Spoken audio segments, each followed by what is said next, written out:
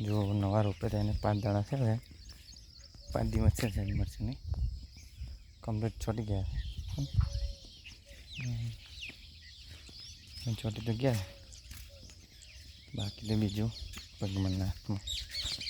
जो बे बाजू फूली करवावी छे जो आ साइड फूली वा पेली साइड फूली ने वच्चे मरचा वाया है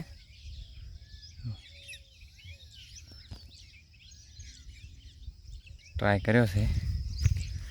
एटले पहली वावता पण मल्चिंग में पहली बार ट्राय कर्यो जेवुं मळता रहे छे हवे खबर नहीं जो कम्प्लीट चढ़ी गया है તમે જોઈ શકો છો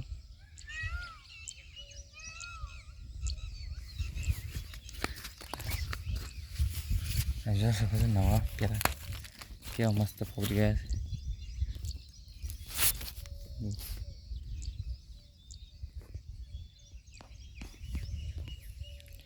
તો આપણે આ ચેનલમાં જોડાયેલા રહેજો